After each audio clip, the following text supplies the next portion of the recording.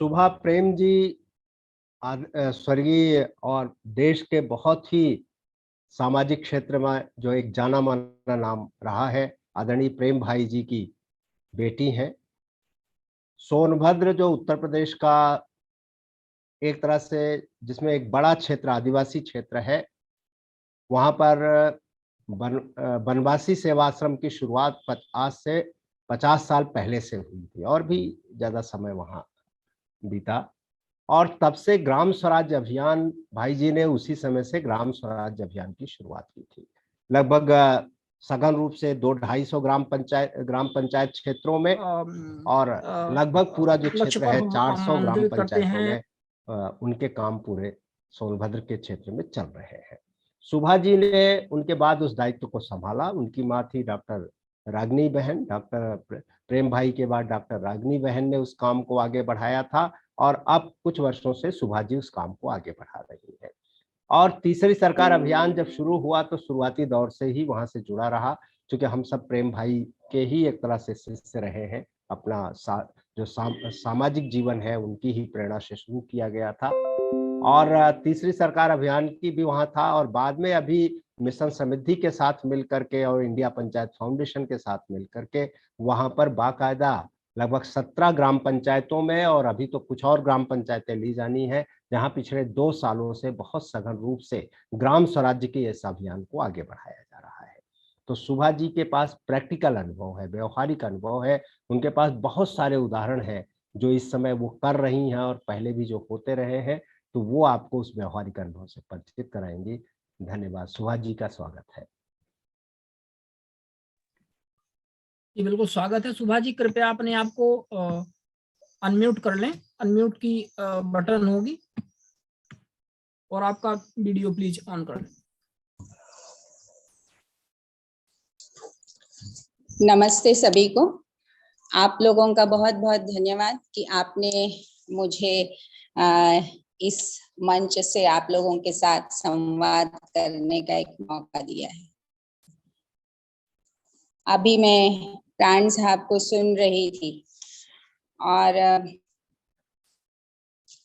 अगर मैं कहूँ कि जैसे आप प्राण सर ने बताया ही कि बनवासी सेवा आश्रम ने शुरुआत से ही उसकी जो आस्था थी जिसके लिए उसने यहाँ पर काम शुरू किया, वो आस्था ही ये थी कि हम ग्राम स्वराज्य के माध्यम से ही जो गांव की पुनर्रचना करना चाहते हैं या सबकी भलाई या सर्वोदय का लक्ष्य जो हम हासिल करना चाहते हैं, वो अगर हमें हासिल करना है तो उसके लिए सबसे जरूरी है कि हम ग्राम स्वराज्य की जो कल्पना अभी उन्होंने बताई, उसके जो आयाम बताए, उनको जब हम स्थापित कर पाएंगे तभी हम उसको प्राप्त कर सकते हैं। और इसी दिशा में बनवासी सेवा आश्रम ने शुरू से काम शुरू किया। अगर मैं उनके अनुभवों को इस रूप में देखूं कि इसमें सबसे पहले जरूरी क्या है, तो सबसे पहला जरूरी तो ये है कि जहां हम काम करने जा रहे हैं उस समाज में हमारी आस्था होना, वहां हम कुछ देने के लिए जा रहे हैं ये भाव से ऊपर उठना, उस समाज को समझने में अपना समय लगाना। जो बात अभी संबंधों की हो रही थी, उनके साथ संबंधों को कायम करना, संबंधों को जीना और उसके बाद उनकी ताकत को समझना। जो अलग अलग ताकत अलग अलग व्यक्ति में हो सकती है। हो सकता है कि कोई बुद्धि से तीव्र हो, कोई शारीरिक शक्ति से अपना योगदान दे सकता है, किसी के पास संपत्ति है, तो सभी रूप में उनकी भागीदारी को सुनिश्चित करना और उस तरह से काम करना। तो और इसमें जो हम लोगों की मूल भावना रही इसको काम करते हुए, आपको फिर उसके बाद में कुछ उदाहरण भी बताऊंगी, तो जिसमें मूल भाव हमारा था कि हम इस तरह के कार्यक्रम लेंगे जो जहां ये आस्था हमारी रहेगी कि सबकी भलाई में से हमारी भलाई निकलेगी। सोचना हमको सबके लिए है। इसी तरह दूसरी बात थी कि जो समस्या है उसका समाधान हमको जो करना है वो स्थानीय संसाधनों के आधार पर उसका समाधान ढूंढना है। चाहे वो मानवीय संसाधन हो या अन्य भौतिक संसाधन हो, उनका वहीं से, उन्हीं के माध्यम से उस समाधान निकालना है।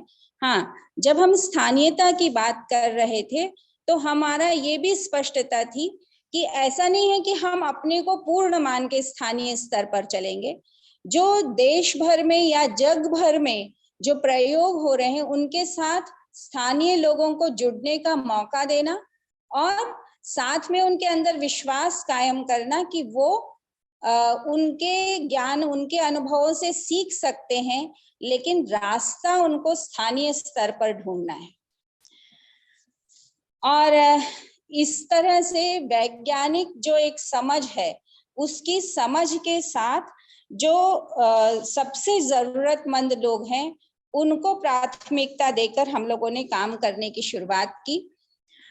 उसमें जो मुख्य साधन के रूप में अगर मैं देख सकती हूँ तो स्थानीय टीम का निर्माण किया गया। टीम दो तरह की थी, एक जो पूरी तरह से पूर्णकालिक कार्यकर्ता आप उनको कह सकते हैं, जो पूरा समय इसी के लिए दे रहे थे, अपना पूरा समय, पूरा चिंतन, रात दिन वो इसके लिए समर्पित थे। दूसरे वो टीम जो बहुत बड़ी है, जो गांव स्तर पे स्वयं सेवकों की है। वो स्वयं सेवक ऐसी टीम थी कि अगर हमको भूमि की समस्या है तो उनको स्किल्ड किया गया कि वो लेखपाल के रूप में काम कर सके। वो नक्शे का मेजरमेंट कर सकते हैं, वो जमीन को नाप के बता सकते हैं, लोगों के विवादों को सुलझाने का तकनीकी ज्ञान उनके पास है। इसी तरह स्वास्थ्य मित्र थे, शिक्षा मित्र थे हम लोगों के साथ। जब मैं शिक्षा मित्र कहती हूँ तो उन लोगों को बाकायदा पढ़ाने के विभिन्न तरीकों को बताया गया और वो किस तरह से उसमें कर सकते हैं।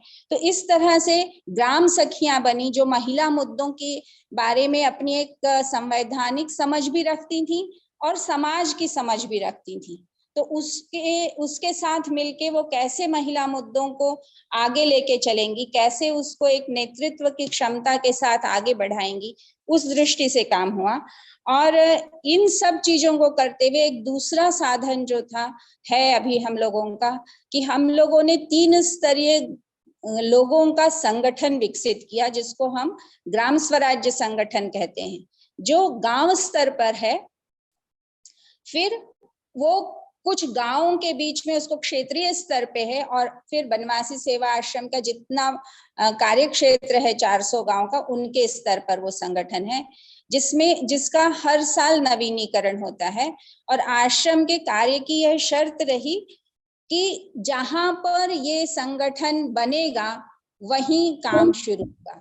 तो जो बात इसमें आ रही थी कि सहभागिता आज एक बहुत बड़ी चुनौती है, लेकिन आश्रम ने जब अपने काम की कहीं भी काम किया तो उसकी पहली शर्त होती थी कि जब गांव समूह में बैठकर निर्णय लेगा और कहेगा कि हमको ये काम शुरू करना है, तभी वहां पर आश्रम के लोग भी जाएंगे और वहां पे उनकी समस्याओं के साथ काम करना शुरू करेंगे।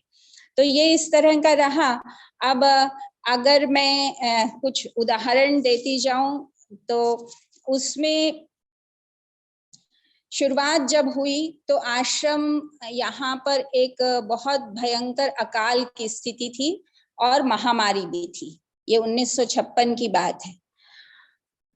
लेकिन ठीक उसी समय यहाँ पे औद्योगिक विकास की भी शुरुआत हो रही थी। रिहंद बांध का बनना शुरू हुआ, रेलवे लाइन आनी शुरू हुई, सड़क आनी शुरू हुई। उसके पहले तक यह एक अलग थलग पड़ा हुआ भूभाग था, लेकिन यह जो है कि सिंगरौली रियासत है और सिंगरौली रियासत बहुत स्वावलंबी रियासत थी। यहाँ की रानी इसको हेड करती थी और वो गांधी के इस स्वदेशी विचार से बहुत अच्छे से समझ भी रखती थी और प्रभावित भी थी।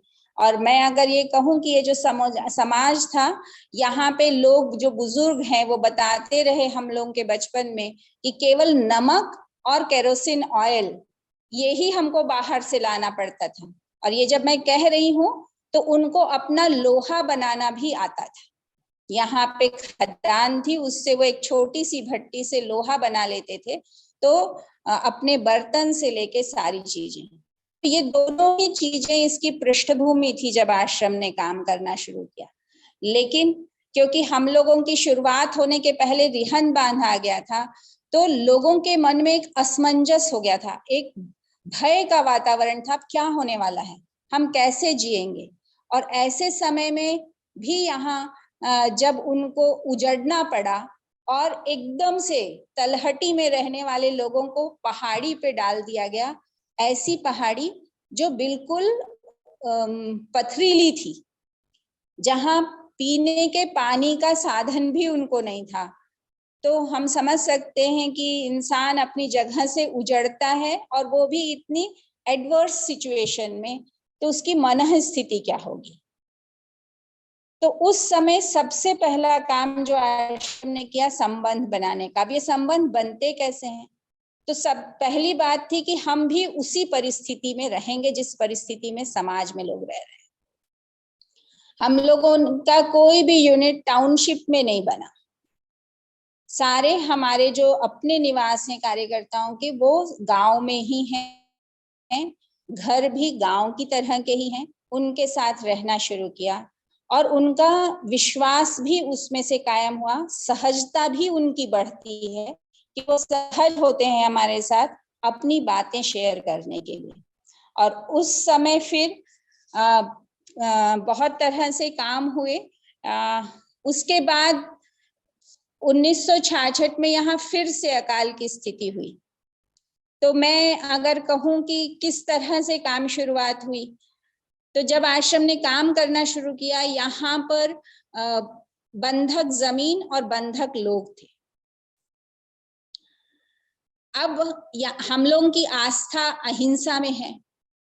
सवाल था कि जो लोग शोषित हैं उनको कैसे मुक्त किया जाए, जहां वो इस मानसिकता के वो हैं कि नहीं, हमको किसी जमाने में इस व्यक्ति ने सहयोग दिया है, अब ये हमारे साथ जो भी व्यवहार करता है वो उचित ही है। तो आश्रम कानूनी मदद ले सकता था, लेकिन लोगों के साथ हम लोग बैठे, पूरे हिसाब लोगों के साथ बैठ के किए गए। जब महाजन ये कहता था कि नहीं नहीं, हमारा इन्होंने सूद नहीं दिया, हमारा इन्होंने लोन नहीं वापस किया, उस समय आश्रम ने उनका पूरा हिसाब उनके सामने रखा और ये कहा कि आपने इनसे कितना ज्यादा वसूल कर लिया है इतने सालों में, तो आपको इनकी जमीन भी वापस करनी है और इतना और इनको आपको देना है, या तो आप बैल के रूप में दीजिए या आप बीज के रूप में दीजिए। और इसके लिए इस तरह का एक वातावरण बना कि ये आप सहमति से कर लीजिए और नहीं तो हमको आगे जाना पड़ेगा। ये लंबी प्रक्रिया रही, निश्चित रूप से कभी भी जो समाज परिवर्तन का काम है उसमें प्रक्रिया बहुत महत्वपूर्ण होती है। हमारे कुछ कार्यकर्ताओं को कभी बंधक बना लिया जाता था, मतलब इस तरह की एडवर्स सिचुएशंस को फेस किया उन लोगों ने। लेकिन आपको मैं बताऊं कि वो लोगों को एक भी बिना केस किए, बिना मुकदमा किए, हाँ, उनको संवैधानिक जो कानून थे वो जरूर उनके सामने रखे गए कि ये कानून है आज अपने देश में और ये हिसाब है इनका। तो लोगों ने फिर स्वेच्छा से उन जमीनों को मुक्त कर दिया।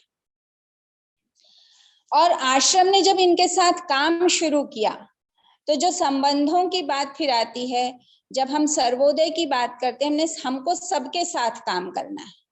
जो मैंने शुरू में कहा कि बुद्धि से कुछ लोगों का हमको इसमें उपयोग होगा, सहभागिता में, शक्ति से होगा, वहीं संपत्ति से भी होगा। तो जो लोग ये महाजन थे उनको भी हम लोगों ने हमेशा अछूत बना के नहीं रखा, वो भी हमारे कार्यक्रमों में आएंगे। अगर हम आर्थिक मदद कर रहे हैं तो हम अंतिम व्यक्ति की पहले करेंगे। तो इस तरह से सबकी एक सहभागिता सुनिश्चित की गई। वो लोग भी ग्राम स्वराज्य सभाओं में सदस्य बन के आए और साथ में बैठे, ग्राम कोष बना गांव का, उसमें भी उनकी सहभागिता हुई। आश्रम ने स्कूल शुरू किए तो फिर उन लोगों के बच्चे शुरू में नहीं आते थे, लेकिन बाद में उनको लगा कि आश्रम के जो नॉन फॉर्मल स्कूल्स हैं उसमें तो पढ़ाई ज्यादा अच्छी हो रही है और हमारे बच्चे पिछड़ जाएंगे। तो उन लोगों ने पेशकश की कि उनके बच्चे आना चाहते हैं। तो आश्रम की ये समानता की बात थी, जिसमें उन्होंने कहा कि उनको हमारे विद्यालय में अगर आना है तो सबके साथ एक टाट पर बैठना पड़ेगा। सब बच्चे मिलके सफाई करते हैं, बच्चे और शिक्षक मिलके, तो उनको भी झाड़ू उठानी पड़ेगी।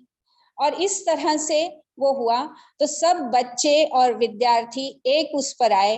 तो जो ये इंक्लूजन की प्रोसेस है गांव में, ये नई पीढ़ी में एक इंक्लूजन की प्रोसेस शुरू हुई। कभी भोजन हम परोस रहे थे तो भी एक टाट पे परोस रहे थे, सबको अपनी पत्तल उठानी थी। तो इस तरह का जो अलग अलग कार्यक्रम थे, उसमें इस इंक्लूजन के प्रोसेस को लाया गया, प्रक्रिया को लाया गया, ताकि सबकी सहभागिता और सब लोग एक प्लेटफॉर्म पर आना शुरू हो। जैसा मैंने शुरू में ही कहा कि ये सब कोई इतना आसान नहीं था, और मेरा इतने दिनों का ये विश्वास है कि समाज में तो परिवर्तन होता ही है, हम उसमें कितने भागीदार हैं ये एक अलग विषय है। लेकिन चाहे वो एक परिवार का ढांचा है, वो भी परिवर्तनशील है। पहले लोग अकेले रहते थे, फिर परिवार हुए, संयुक्त परिवार हुए, अब एकल परिवार की तरफ हम बढ़ रहे हैं, तो उसमें भी परिवर्तन हो रहा है। इसी तरह समाज में लोगों के रहन सहन में, सोच में परिवर्तन आ रहा है।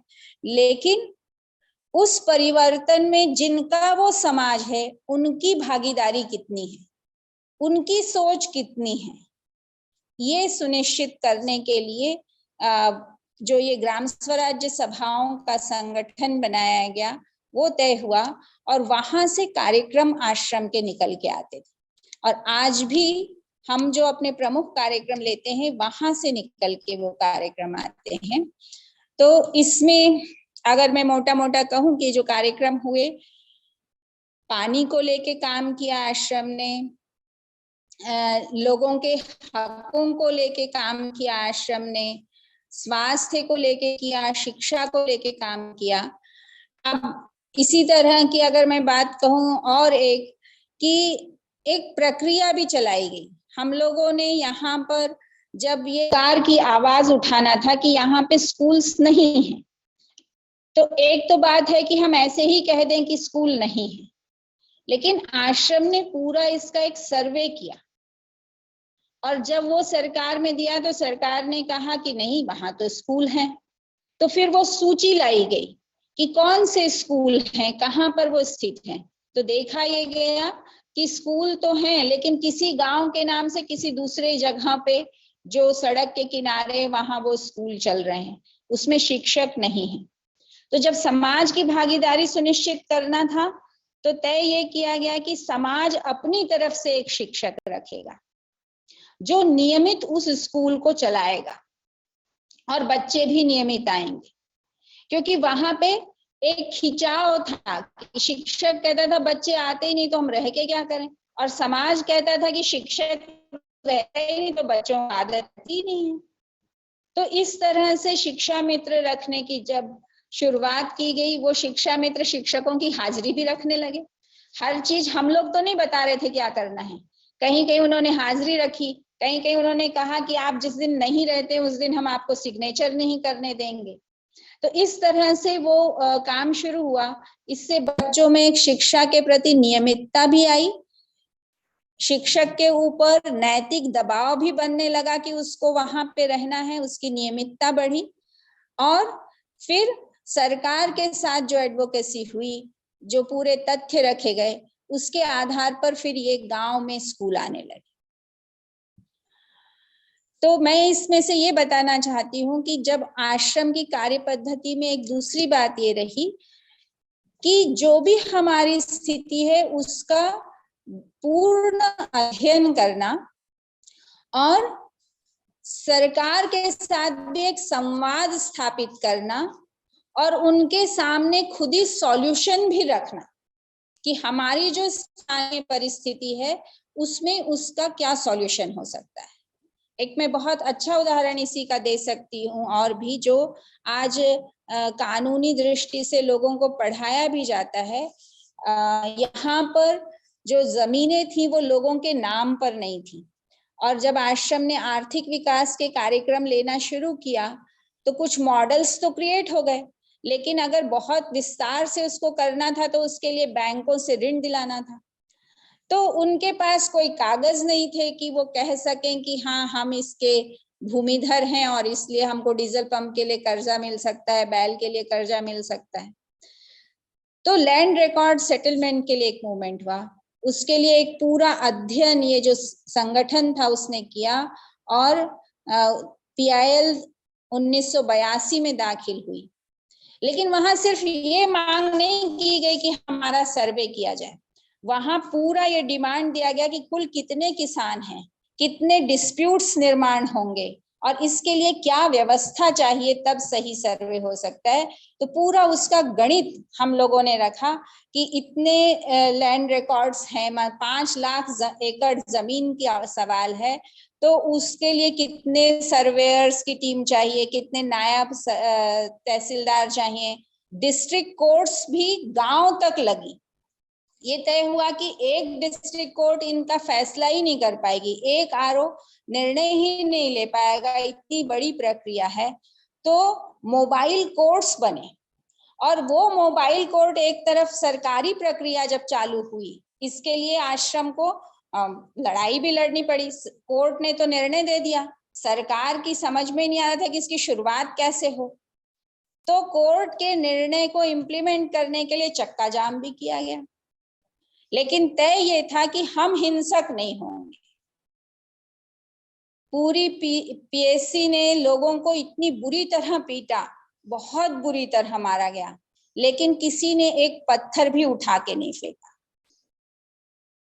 इतनी तैयारी लोगों की हुई थी, लोगों के घरों में घुस के भी लोगों ने मारा, लेकिन लोगों ने जवाब नहीं दिया उसका, और लोग फिर जेल में गए, जेल से रिहा हुए, बहुत लंबे समय तक मुकदमा चला उनके ऊपर, बहुत सारे झूठे मुकदमे भी कायम किए गए। जैसे यहाँ पे रेल की पटरी थी नहीं, रेल की पटरी उखाड़ने का मुकदमा भी प्रेम भाई के ऊपर कायम हुआ। लेकिन आश्रम ने अपनी लड़ाई में या जो भी था उसमें ये निश्चित रखा कि हमको अहिंसा के ही साथ काम करना है और अपने मुद्दे से हमको नहीं भटकना है। तो हम लोग जो भी बातें कहते रहे वो जमीन लैंड रिकॉर्ड सेटलमेंट की बात कहते रहे, मुकदमे हम लोगों के ऊपर के अन्याय वो कोर्ट में अलग चलते रहे। और ये करने के लिए गांव में पूरी एक स्वयं सेवकों की टीम बनाई गई कि जब पता होता था कि आज इस गांव में कोर्ट लगने वाली है, उसके पहले लोग आपस में बैठ के उनकी फाइलें तैयार करवाते थे, उनकी जो फाइल तैयार हुई आपस के समझौते तैयार हो जाते थे, जो जज के सामने पेश होते थे और जज तुरंत निर्णय ले लेते थे। तो एक एक गांव में 400-500 फाइलें होती थी जो 2 से 3 दिन में ही निपट जा रही थी।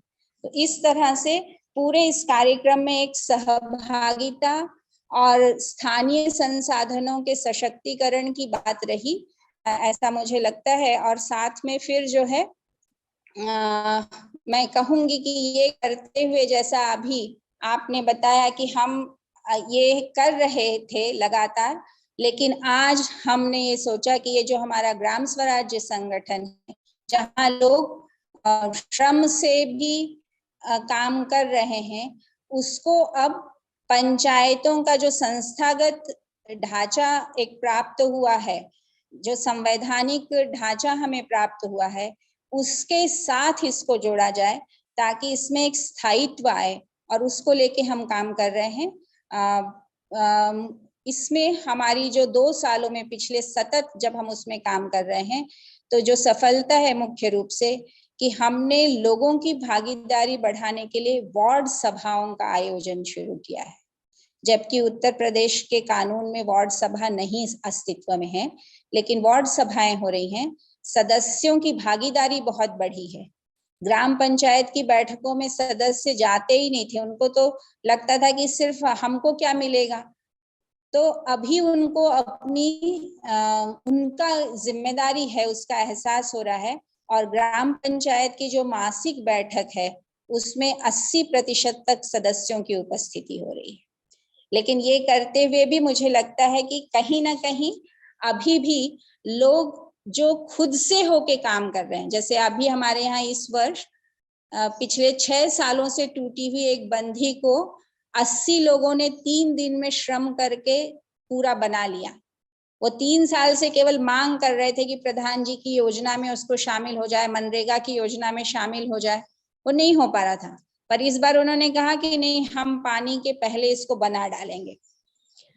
तो इस तरह के सामूहिक प्रयास शुरू हुए हैं और अब हम लोग जो इसमें हमारे सामने एक है कि कैसे पूरी इसको संवैधानिक प्रक्रिया में कैसे ये जो सामुदायिक पहल है उसको पूरी तरह से जोड़ते हुए वहां पर उसको अस्तित्व में लाया जाए।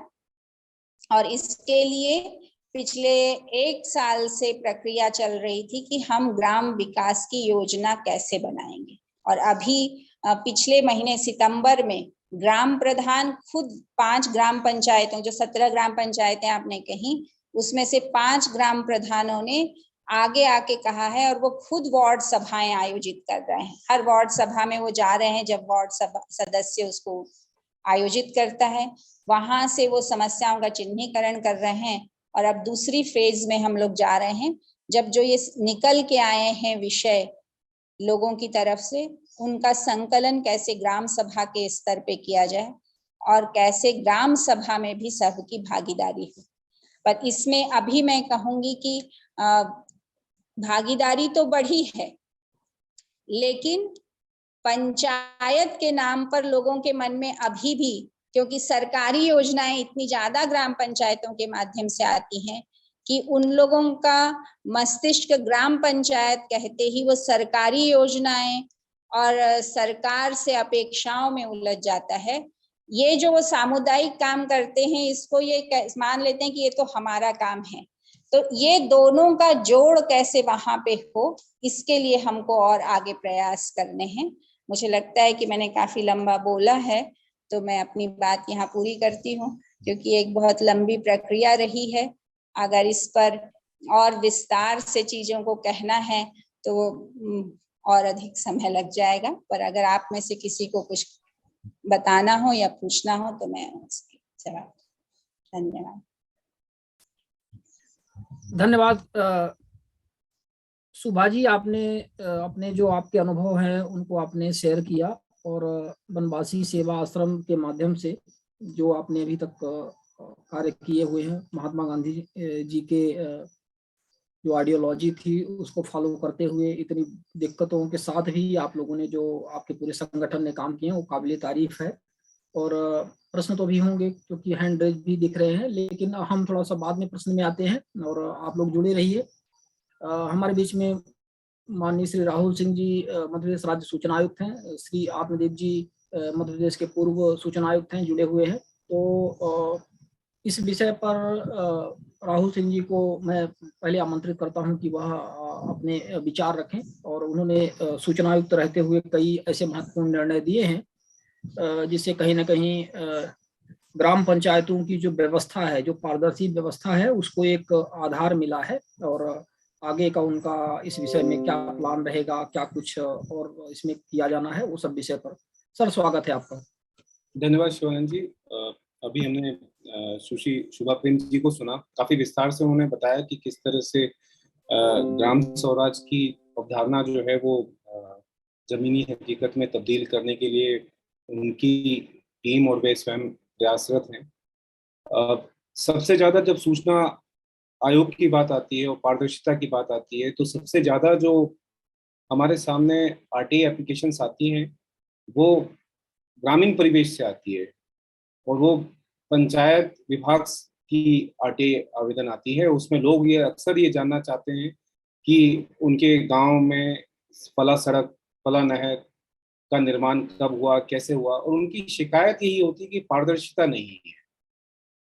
उसमें उनको मालूम नहीं रहता है कि उनका ये आरोप रहता है कि जो ग्राम पंचायत में जो लोग काम करते हैं वे अपने लाभ के लिए या किसी को लाभ पहुंचाने के लिए एक व्यक्ति विशेष के घर से, जो वहाँ के गांव का सबसे इन्फ्लुएंशियल आदमी होगा, वहाँ की रोड बना देते हैं, वहाँ की नहर बना देते हैं, और उसके अलावा उनको आगे पीछे कुछ दिखता नहीं है। और इसी वजह से वो आरटीआई आवेदन दायर करते हैं और अपनी जानकारी लेने की कोशिश करते हैं। हमने ये देखा है कि कानून ढेर सारे हैं पारदर्शिता को लेकर के लिए। सुप्रीम कोर्ट में तमाम तरह की पिटिशंस दायर हुई हैं, उसके बाद भी कई नियम बने हैं। गांव में एक आम आदमी को उसको कई तरह के अधिकार दिए गए हैं, लेकिन जब इम्प्लीमेंटेशन की बात आती है, जब उसको वहां पे देखेंगे कि उसको उस कानून को लागू करवाना है, तो उसमें हम देखते हैं कि पूरा जो प्रशासनिक ढांचा है उसका एक बायस्ड अप्रोच। मैं बायस इसलिए कहूंगा क्योंकि आप देखिए, मतलब जब हम चुनाव की बात करते हैं तो चुनाव में आप ग्रास रूट डेमोक्रेसी की बात करते हैं, तो ग्रास रूट लेवल पे डेमोक्रेसी जो है कहाँ से शुरू होगी? गांव के लेवल से शुरू होगी। गांव में ऑलरेडी एक व्यवस्था है कि इलेक्शन कैसे होंगे, कहाँ होंगे, किस तरह से उसमें एक प्रक्रिया है, वो सब शुरू होगी। और आज की डेट में देखिए, जो शहरों में होता था, बसों में भर करके ले जाते थे और गोवा ले जा रहे हैं और हवाई जहाज में उड़ा के ले आ रहे हैं। अब गांव के चुनाव में ये पहली बार मैं सुन रहा हूँ कि गांव के चुनाव में बाउंसर रख करके उसके बाद वो जनपद के जितने सदस्य निर्वाचित हो गए हैं उनको बस में भर करके फिर लेके जा रहे हैं, बनारस के इधर ले गए हैं, घुमा रहे हैं, वहां पर गांव का भ्रमण, वो मंदिरों का भ्रमण करा रहे हैं, फिर वापस आ रहे हैं इलेक्शन के डेट पर, जब जिस दिन इलेक्शन है वहां पर खड़ा कर दिया और चुनाव हो गए। तो ये सारी जो प्रक्रिया है, आप बेसिकली क्या है, जब चुनाव आयोग ने एमएलए एमपी के इलेक्शन पे ध्यान दे करके सारी व्यवस्थाएं बनाई, सुप्रीम कोर्ट में लड़ करके चुनाव आयोग ने बड़ी बड़ी व्यवस्थाएं बनाई, गांव का क्या हुआ? गांव के स्तर पे वो उस तरह की जो जवाबदेही होनी चाहिए, जो जिस तरह की पारदर्शिता होनी चाहिए, वहां पर किसी का ध्यान क्यों नहीं गया? और वहां पर अगर जो कानून बने हैं उसका भी पालन क्यों नहीं हो पा रहा? ये कुछ बड़े सवाल हैं जिनका हमें आज मुझे लगता है कि ये मौका है जहां, जब गांधी जी की जयंती के दिन हम लोग जो है, बापू जी की जयंती के दिन उनके जो उनके विचार थे उसके तहत हमें अपना एक रिकमिटमेंट जो है गांव के प्रति हमें यहाँ पर बताना होगा, और एक रेजोल्यूशन हमें एक रखना चाहिए कि किस तरह से हम इस काम को आगे ले आ सकते हैं। गांव के इस लेवल पर, जब मैंने जैसा बताया है कि जो सबसे ज्यादा शिकायतें हैं वो वहाँ के निर्माण कार्यों की हैं, और आप पोर्टल पे देखेंगे वहाँ पर उन्होंने पंचायत दर्पण पोर्टल बना लिया है, वहाँ पर भी शिकायतें आ रही हैं कि पंचायत दर्पण पोर्टल पर काफी जानकारियां जिस ढंग से रखनी चाहिए वो रखी नहीं जाती है, उसमें पारदर्शिता नहीं है। और मुझे लग रहा है कि लोगों को जागरूक करने की भी जरूरत है। और एक, मैं हमेशा देखिए, दो पहलू होते हैं हर चीज के, आपको दूसरा पहलू भी देखना होगा। अभी जैसे शुभा प्रेम जी ने बताया कि इतनी सारी योजनाएं हैं, सरकारी योजनाएं हैं, और लोगों का ध्यान पूरा योजनाओं पर है। अब मैं आपको एक कल परसों का ताजा ताजा एक घटनाक्रम है वो बता देता हूँ, उसके बाद मैं अपनी बात को विराम दूंगा। वो आप लोग सोचिएगा कि हम लोग योजनाएं कैसे चला रहे हैं और क्या चल रही है। हमारे सामने एक आरटीआई आवेदक आया, उसने अपना आरटीआई आवेदन में लिखा कि बीपीएल कार्ड होल्डर है, और उसने 10-15 साल की गांव की तमाम योजनाओं की तमाम जानकारियां उसने मांग ली। तो हमने कहा कि भाई ये तो जानकारी आपने बहुत विस्तृत मांग ली। उसके बाद उन्होंने कहा कि नहीं, हमें तो गांव में जो पंचायत सचिव उन्होंने ही हमें रास्ता दिखाया है कि ऐसे से मांग लो आप। बोले कि हम तो आपको सारे कागज दे देंगे, आरटीआई आवेदन में आप लगा दो। तो फिर उन्होंने, जो ग्राम पंचायत सचिव है, उन्होंने उनसे 17,000 रुपए मांगे कि 17,000 रुपए आपको देने पड़ेंगे।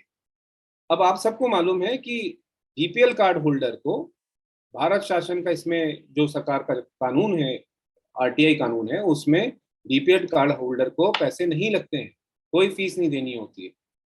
लेकिन इन्होंने 17,000 रुपए दे दिए। अब 17,000 रुपए देने के बाद उनको जानकारी, उनका कहना था हमें जानकारी नहीं मिल रही है।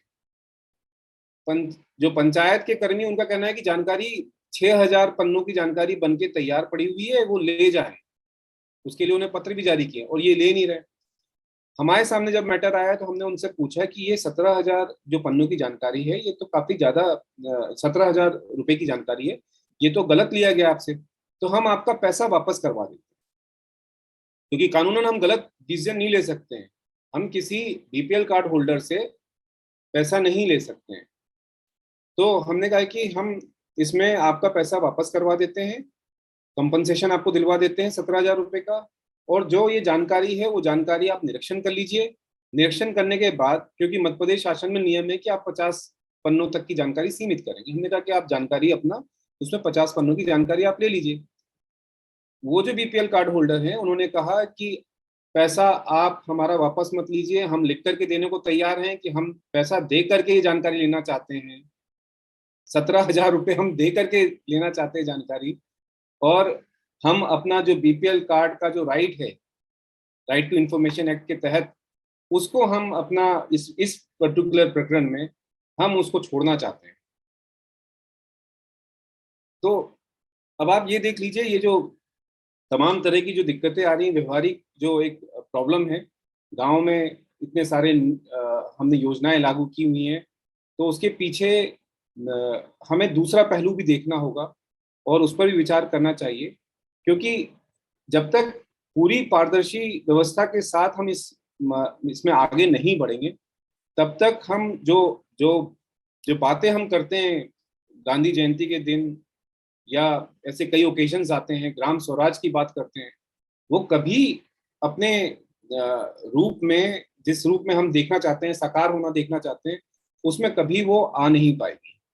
तो इसके लिए जरूरी है कि आप लोग अपने अनुभव से इसमें कोई जहाँ जो एक रोड मैप बने, और जो बॉटलनेक्स हैं, जो दिक्कतें आ रही हैं गाँव में खास तौर से, और वहाँ किस तरह से सेंसिटाइज करते हैं। अवेयरनेस की कमी है, ये बात तो हमें साफ दिखती है कि अवेयरनेस की बहुत कमी है। लोगों को ये नहीं मालूम है कि इसमें कहाँ कैसे एप्लीकेशन करनी है, कहाँ लगाना है, किस तरह की शिकायत करनी है। जैसे कि इसी केस में उन्होंने 10 साल की सभी योजनाओं की जानकारी मांगी। क्यों? क्योंकि शायद हो सकता है उनके मन में ये रहा होगा कि हम पूरा कार्यालय मांग लेंगे तो वो पंचायत सचिव परेशान हो जाएगा, सरपंच परेशान हो जाएगा, तो कुछ ना कुछ जो वो उनकी जो ग्रीवियांस होगी, उनके घर के सामने की सड़क नहीं बनी है, तो हो सकता है वो सड़क बन जाए। लेकिन मेरा कहना है कि यहाँ ये अवेयरनेस की जरूरत है कि आपको 10 साल की जानकारी मांगने की जरूरत नहीं है, आप सिर्फ वो अपने घर के सड़क की जानकारी मांग लीजिए। उसमें भी अगर उन्होंने कुछ गलत किया होगा तो भी, जहाँ इनडायरेक्ट जो ग्रीवियांस एड्रेसल का काम होता है, लोगों की जो परेशानियां होती है, क्योंकि गांव में आरटीआई कब लगाता है? जब उसको लगता है किसी व्यक्ति को भी कुछ गलत हो रहा है, तो वहाँ इसी निराकरण के लिए आरटीआई लगाई जाती है। तो मुझे लगता है कि उसका एक काफी बड़ा फर्क जो है वो पड़ेगा।